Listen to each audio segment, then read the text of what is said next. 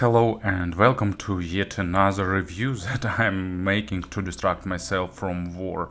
And today I want to tell you about the updated version of FiiO's popular desktop digital to analog converter and amplifier K5 Pro that they named K5 Pro ESS. That means that it's built now with ESS Saber chips. Of course, you know that the switch of digital to analog converter chip was forced because Asahi Kasei can't supply enough of their AKM, and FiiO decided to remake their popular solution with 9038 Q2M, and they released a really cost-effective device with tons of power. So in this small and relatively affordable desktop combo, its price about $210. I will add links to the AliExpress shop in the description to the official site.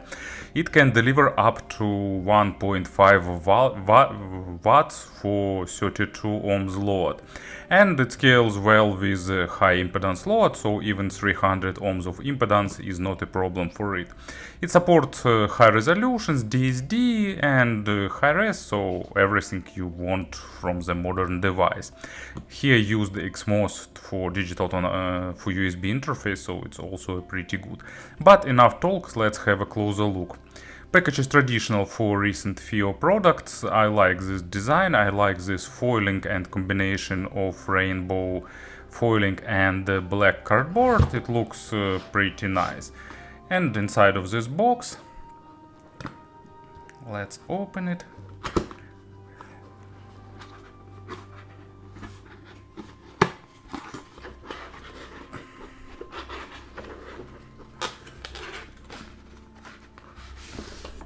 There is the device itself.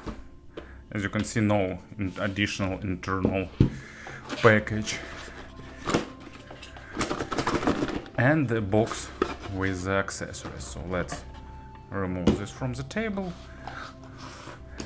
Accessory set is pretty predictable.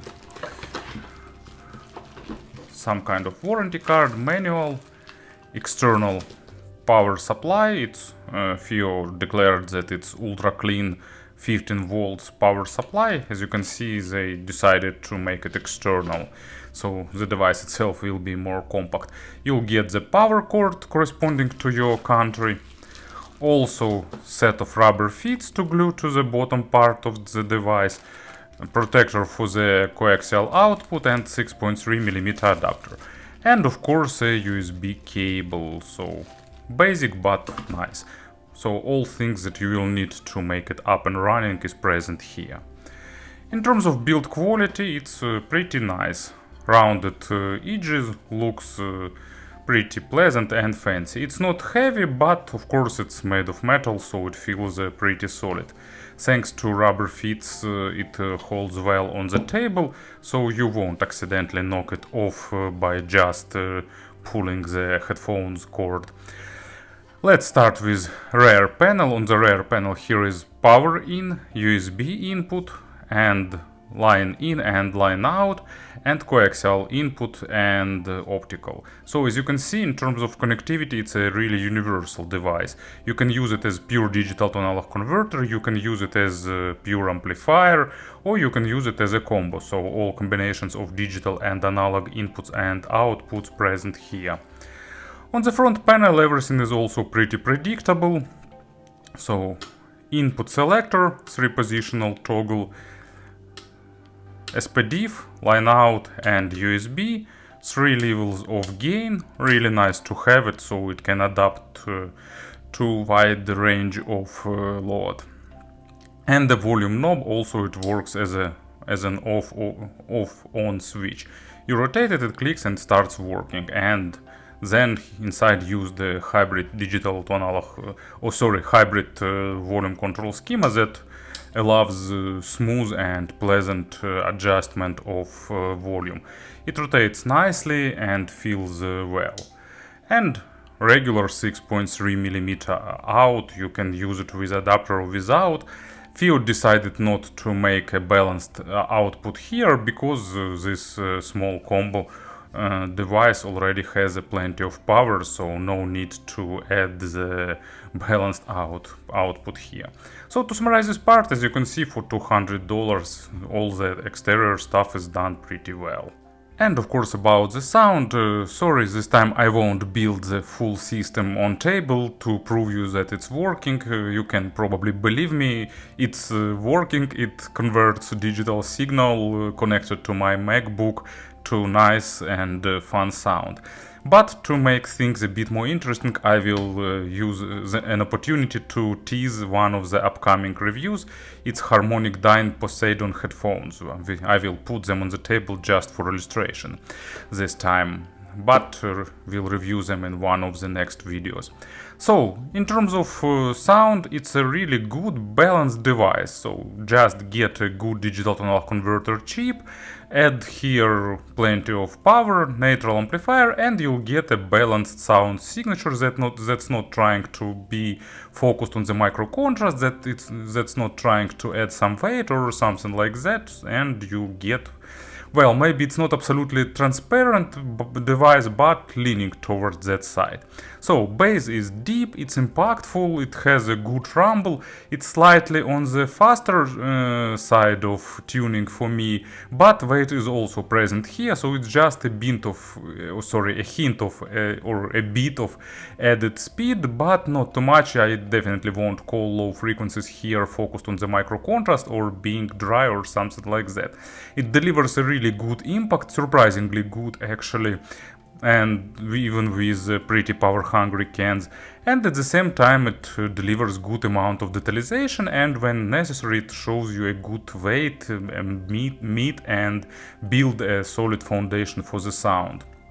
Absolutely universal in terms of sound, in terms of low frequencies. You can enjoy electronic music, I don't know, Prodigy, The Antwoord, Daft Punk and all the tracks that I use as an examples, or with Musica Nuda, Casey Abrams, all the genres that is focused on the double bass and acoustic instruments that goes to the low frequency domain that requires overtones. Mid frequencies also neutral, not trying to be focused on the micro contrast, and at the same time not trying to add some weight, some coloration or something like that. Basically what's in, that is out. Upper mid sounds a bit forward with a hint of added forwardness, but also just a bit of that coloration, and in general that means that it requires a well mastered records, because it won't try to hide some issues, it won't try to add some emotions or something like that. When they are present in record, it will play it, it will deliver it, and you hear it nicely and well. When it's not present in record, well, sorry. Of course it won't be super nitpicking or super analytical, clinical or something like that, but it won't add anything.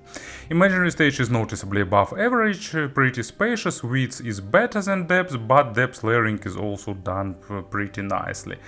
In the mid frequencies you also can enjoy everything, including pretty complex audiophilic tracks. Of course not full potential, and for something like Hof ensemble, for example, you'll need more high-end device, but even complex well-recorded jazz tracks it will play nicely. Treble is also pretty good. Of course, comparing with more expensive devices, it's lacking layering, it's slightly lacking extension, it's above average, but still not super extended. But at the same time, basic overtones are played really well. It's not trying to make treble forward or to soften it in any way. Attacks and decays are rendered properly, and overtone saturation is done nicely, so you'll get all that small nuances, details, airness and stuff. And even pretty complex tracks with acoustic guitars, for example, with instruments like Ukrainian bandura, sounds lively and realistic. Speaking about pairings, actually really universal, even with super sensitive in-ear monitors, background noise is really low, and with not super sensitive, with just regular in-ear monitors, background here is almost absolutely black, so no issues with background hum. And with power-hungry cans, thanks to the high gain, you can get enough of power to drive them properly. Of course, not for the Abyss or I don't know, Sasvara, or what is that super power-hungry cans from the Hi-Fi Man. I am always confusing Sasvara and Sandara. But of course there are a few exceptions, but besides that, even pretty power hungry cans it can control well. Comparing with the previous generation, this one is slightly more focused on the micro contrast, slightly more highlighting female vocals, so sounding a bit more transparent and slightly more leaning towards the analytical side. Unfortunately, I didn't do any other comparisons, so sorry for that, but even without that, it's a pretty good device with really good price to quality ratio, and in the compact size you're getting all the necessary connectivity options, plenty of power, so it's a really good universal device for those who enjoy portable audio, I mean headphones and earphones. Thank you for listening, thank you for your attention, and of course have a nice day.